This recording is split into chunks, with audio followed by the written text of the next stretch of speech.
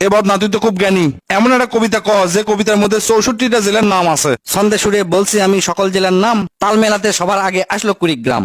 প্রধান জেলা ঢাকা থেকে একটুখানি দূর, এক জেলার নাম নরসিংদী, আরেকটা গাজীপুর। জয়পুরহাট ও লালমনিরহাট দুইটা জেলার নাম, রাজশাহীর নাম উজ্জ্বল করছে মিষ্টি স্বাদের আম। পাহাড় ঘেরা বান্দরবন ও সিলেট খাগড়াছড়ি, ময়মনসিংহের কিশোরগঞ্জে এই লেখকের বাড়ি। নেত্রকোনা সুনামগঞ্জে আছে ধানের মাঠ, সুন্দরবনের কাছে আছে খুলনা বাগের হাট।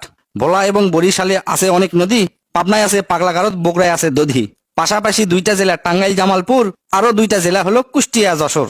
মনের মতো একটা জেলার নাম তার মাগুরা, দন্তানতে নারায়ণগঞ্জ, নাটোর ও নওগাঁ। দন্তানতে আরো 4টি জেলা বলতে আমি পারি, নবাবগঞ্জ ও নোয়াখালী, নড়াইল, নীলফামারী। গঞ্জদিয়া মানিকগঞ্জ হয় আরো মুন্সিগঞ্জ, গোপালগঞ্জ হয়, হবিগঞ্জ হয় আরো সিরাজগঞ্জ। চাপাই নবাবগঞ্জ কিন্তু গঞ্জ দিয়া ভাই, এদের ছাড়া বাংলাদেশে আর কোনো গঞ্জ নাই।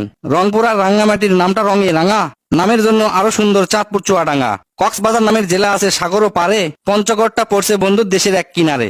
ফেনী জেলার নামটা মাত্র 2টা অক্ষর দিয়া, সবচেয়ে বেশি অক্ষর লাগে লিখতে ব্রাহ্মণবাড়িয়া। 6টা অক্ষর লিখতে লাগে মৌলভী বাজার, এদিক থেকে শরীয়তপুর সমান তাহার। শেষের দিকে এসে দেখি বসছে পুরের মেলা, নামের শেষে পুর লাগানো অনেকগুলো জেলা।